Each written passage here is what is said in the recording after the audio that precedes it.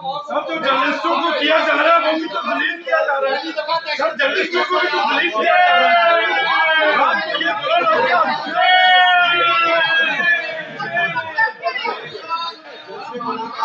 अपने गिरफ्तारों में तो झांको, तुम लोग साफियों के साथ क्या कर रहे हो?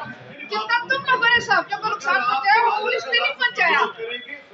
ये इमरान खान के टॉपरों को करवा रहा है, हमारी कोई तारीफ नहीं है।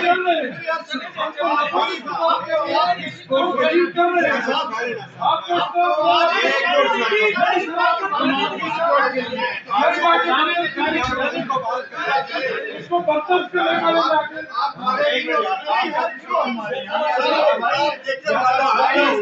आपको लफज सुनाना क्या? अब तो जमानत से है। आपको पार्टी को सपोर्ट कर रहे हैं ना, पार्टी को सपोर्ट कर रहे हैं ना, हमारे शक्ति की बात है, हमारे शक्ति की बात है।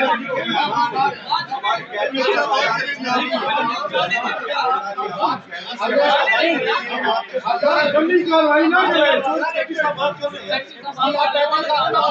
हम आपको सपोर्ट कर रहे हैं, हम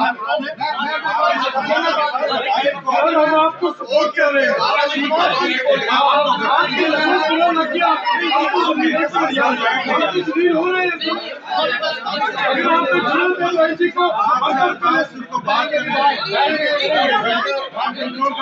जल्दी कार्रवाई के लिए ना है,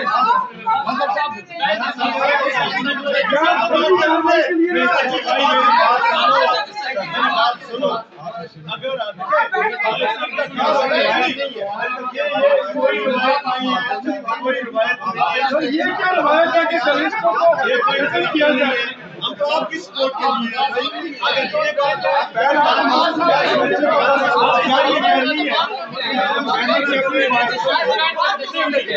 लफज बर्दाश्त की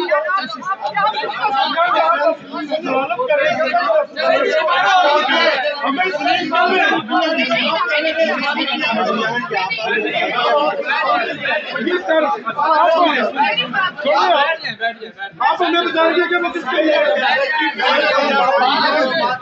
आप तो सपोर्ट कर रहे हो हमारे ये कार्रवाई कर रहे हैं, ये कार्रवाई कर रहे हैं। हमारी को सपोर्ट कर रहे हैं, हमारी को सपोर्ट कर रहे हैं।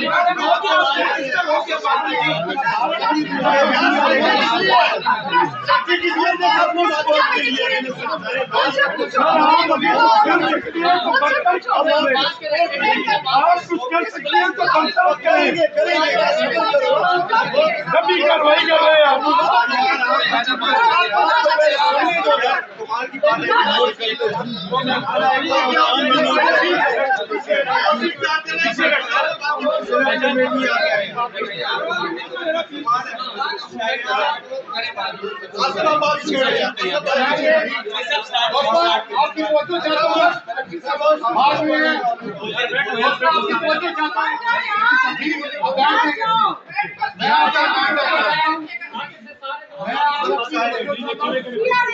इससे पहले कि मेरा फिक्रा मुकम्मल होता, मिनिस्टर साहब जो है वो बोल पड़े। इस वक्त प्रैक्टिकली हम जलील ही हो रहे हैं और जलालत गैर पार्लिमानी लफ्ज़ है, लेकिन ये मैंने अपने लिए इस्तेमाल किया है। हमारे लिए इस वक्त जलालत का मकाम बना हुआ है। आपको अगर बुरा लगा मैं फिर भी माफी चाहता हूँ, लेकिन हकीकत यही है।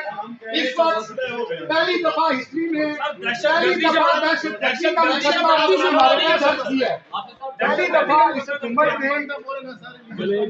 हुकूमत ने पहली बार साथियों पे दहशतगर्दी का मुकदमा दर्ज। 1.5 साल पहले जो बिल पास हुआ था जर्नलिस्ट प्रोटेक्शन का, वो पास होने के बाद जब 1.5 साल बाद उसमें तरमीम आई है, एक छोटी सी बॉडी बननी थी, उस बॉडी का क्याम ये हुकूमत नहीं कर सकी। इसके अलावा मीडिया हाउसेज के अंदर तनख्वाहों का शदीद बहरान है। कुछ मीडिया हाउसेज में 9 माह से तनख्वाहें नहीं मिली है। इसी तरह डिफरेंट मीडिया हाउसेज में तनख्वाहों के शदीद मसाइल है और रमजान जैसे महीने में अभी हुकूमत ने रेट बढ़ा दिए फिर मालकान के एड्स के, लेकिन हम वर्कर्स को जो अदायगी है वो 9 माह, 6 माह और 4 माह की रहती है। तो ये सारे वो इश्यूज हैं जो इस हुकूमत के आने के बाद, लेकिन अफसोस का मकाम यह है कि हमारे ये इश्यूज हल होने के बजाय संगीन भी हुए। پیچیدہ بھی ہوئے, اس میں نئے مسائل کا بھی اضافہ ہوا, اور جو ڈیموکریسی جو انڈیکس ہے ہمارا جرنل آزادی اظہار رائے کا, وہ صرف 1 سال کے قلیل عرصے میں 12 درجے گر گیا. اس ماہ کے جو 2 واقعات ہیں جس میں دہشت گردی کا پرچہ ہے صحافیوں کے اوپر, جس میں اسلام آباد ہائی کورٹ کے احاطے میں ٹارچر کا معاملہ ہے, یہ ابھی اس کے اندر انکلوڈ نہیں ہے. تو ہمارے پاس سر اسی طرح کی دکھے ہوئے دل کے ساتھ آپ سے بول رہے ہیں. اگر آپ کو یہ بارے گراں گزر رہا ہے تو اس کے علاوہ میرے پاس کہنے کے لیے کچھ نہیں ہے, کیونکہ میں ان صحافیوں کی نمائندگی آپ کے سامنے کر رہا ہوں. تو برائے مہربانی آج ہم جو آپ یہاں, یہ ایک روٹین میٹر بن گیا ہے کہ یہاں پہ ہم واک آؤٹ کرتے ہیں, پریس آپ لوگ آتے ہیں, ہمیں بڑے اچھے آپ ہمارے ساتھ وعدے کر کے جاتے ہیں, اور اس کے بعد جو ہے وہ کوئی اس کے اوپر عمل درآمد نہیں ہوتا. یہاں پہ عرفان ملک صاحب پہ ایک جو ہے آج تقریباً 2 سال پہلے ان کے اوپر ایک ٹارچر ہوا تھا, اس کی رپورٹ کا وعدہ کیا گیا تھا, آج 2 سال ہو گئے ہیں, ان کی رپورٹ آج تک پولیس کی یہاں تک پر نہیں آئی. ہم آپ کے سامنے کیونکہ آپ آئے ہیں تو یہ نقطہ رکھ رہے ہیں کہ اب ہم یہ چارٹر آف ڈیمانڈ آپ کو جو دے رہے ہیں, یہ ہم نے جو آپ کو نکات بتائے ہیں, اگر 2 ہفتے میں اس کے اوپر عمل درآمد نہیں ہوتا تو ہم پریس گیلری کے مکمل واک آؤٹ کی طرف جانے کے لیے جو ہے وہ فیصلے کے قریب ہیں. تو ہم آپ کے جو وعدے ہیں اب ان کا ہم فالو اپ لیں گے. اگر آپ ہمیں وعدہ کوئی کرتے ہیں تو میں اگین ایک دفعہ معذرت خواہ ہوں اگر آپ کو کسی غلط فہمی سے دل آزاری ہوئی ہے. میں یہ ذلیل کا لفظ آپ کے لیے قطعی استعمال نہیں کر سکتا. آپ یہاں میرے مہمان ہیں, آپ یہاں آئے ہیں, میں نے سب سے پہلے آپ کا شکریہ ادا کیا ہے, لیکن فیلڈ کے اندر جو صحافی کو ضلالت ہو رہی ہے وہ خدا را مجھے کہہ دینی دی, وہ ہمارے لیے ایک شرم کا مقام ہے. ہم جو صحافیوں کی لیڈرشپ ہے ہمارے لیے انتہائی مطلب کہ اس کے علاوہ ہمارے پاس کچھ نہیں ہے کہنے کے لیے جو میں نے جناب کی کوشش ادا کی ہے. بہت شکریہ. اگر آپ کر سکتے ہیں تو برطرف کریں انہیں. جانے کا امکان ہے اس ہفتے میں صاف بھی ہے, اس ہفتے بھی مزید لوگوں کو پولیس گرفتار کرنے اب ان کو کا صاف اس میں 3 میجر ایشوز ہیں, وہ تو آصف صاحب نے بتا دیے. ہمارا صرف مدعا یہ ہے کہ جب بھی ہم واک آؤٹ کرتے ہیں کنسرن منسٹر جو ہے وہ ہمارے پاس نہیں آتا, کوئی بھی ہو. آج بھی آپ جائیں گے, ہمارا مدعا وہاں بیان کریں گے, اس کے بعد وہ مدعا گم ہو جائے گا. ہم بھی وہ فائل ڈھونڈتے رہیں گے کہ سپریم کورٹ میں فائل ڈھونڈتے جائیں گے. تو گزارش یہ ہے کہ جو ہمارے ایشوز ہیں اس کے اوپر حکومت سیریسنس دکھائے. جو وزارت اطلاعات ہے, جو وزیر اطلاعات ہیں, ان تک بھی بات پہنچنی چاہیے. وہ کوئی یقین دہانی کرائیں تو ہماری بات آ کے سنیں. وہ بات ہماری نہیں سن رہی ہے. وزیر داخلہ صاحب جو ہیں وہ تو دیکھنے کو دوبارہ نہیں کرتے کہ یار یہ میڈیا والوں کو جو ہے ان کے ایشوز ہیں, یہ لاوارث ہیں, یہ لاوارث رہے, حکومت ان کا ساتھ نہیں دے سکتی. یہ بڑے چھوٹے چھوٹے سے گزارشات ہیں ہماری, کوئی بڑی لمبی ڈیمانڈ نہیں ہے عمران خان کی طرح کی, بڑی معصومانہ سی ڈیمانڈز ہیں. اور اگر وہ بھی پوری نہیں ہو سکتی ہیں تو پھر حکومت ہمیں بتا دیں. آپ کے جو ساتھیوں کو تشدد ہوا اس کے اور آئی جی صاحب کے حوالے سے ان کا رویہ جو ہے وہ بالکل مناسب نہیں ہے. یہ سب سے بڑا دہشت گردی کا مقدمہ. اور دوسرا جو مقدمہ درج کیے گئے وہ بہت بڑی زیادتی ہے. ایک ایشو یہ ہے. دوسرا میڈیا ہاؤسز میں جو پیز ہے ایڈز کی قیمت بڑی ہے, آپ کی پیز نہیں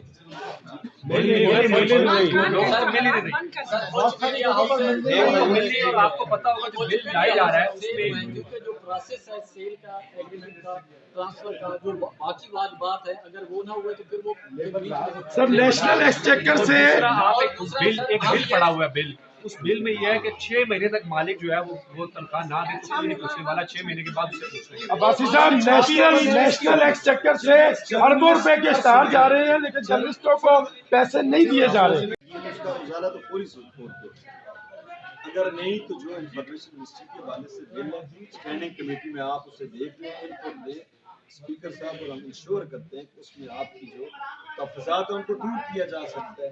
تیسرا ایشو آئی جی صاحب سے, ہم ابھی اسپیکر صاحب سے جا کے کہتے ہیں کہ وہ ڈائریکشن دیں کہ بھئی انٹیریئر منسٹری میں آپ بیٹھ کے آپ کے یہ گریونسز جو دہشت گردی کا پرچہ اور جو تشدد ہوا اس کا ازالہ کیا جائے.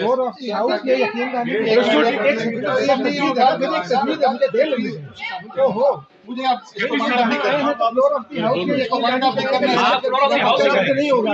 بات کریں گے یہ ابھی یقین دہانی کرا دے کہ دہشت گردی کا پرچہ ہم نہیں ہوگا.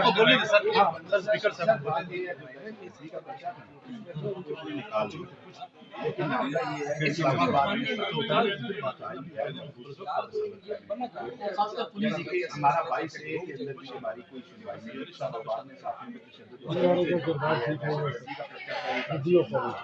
ہم یہ ایک تو یہ کہ دہشت گردی تیری پارٹی بھی مار دی, کل ہی مارا اس کے ساتھ بکواس بہت اچھا साहब और मैं आए हैं आपके पास स्पीकर साहब की हिदायत के मुताबिक। हमेशा हमारा पार्लियामेंट का आपके साथ इज़हार यकजहती रहा और पार्लियामेंट में स्पीकर साहब ने हमेशा ये कोशिश की है कि साफ़ी बरादरी को सपोर्ट किया जाए। हमें भी शिद्दत से एहसास है जिन हालात में हमारे साफ़ी भाई जो रिपोर्टर्स हैं रिपोर्टिंग करते हैं और हर चीज़ को फेस करते हैं वो हमारे ही भाई हैं, कोई आप हमसे अलग नहीं हैं और हम सब ने मिल के इस जमहूरी निज़ाम को चलाना है। जहाँ भी ज़्यादती होगी अगर हुकूमत करेगी तो हम कहेंगे और इंशाअल्लाह ताला उसका अज़ाला भी करेंगे। तो आज हम आए हैं, हमें तो नहीं पता था किस वजह से आपने बाइकआउट किया कि इंटीरियर मिनिस्ट्री इंफॉर्मेशन से हम दिल्ली तक करने थे। अगर हमें पता होता तो हम रेलिवेंट लोगों को भी साथ लेके आते, लेकिन अभी हम आपके जो मुतालबात हैं वो हाउस में स्पीकर साहब के सामने रखेंगे और हम पूरी कोशिश इंशाल्लाह करेंगे कि वो आपको एश्योरेंस दे, आपको मुतमईन करें और अमली तौर पे जो आपके तफज़ात हैं उनका अज़ाला किया। ये तीनों चीज़ें अभी हाउस में हम टेकअप करेंगे।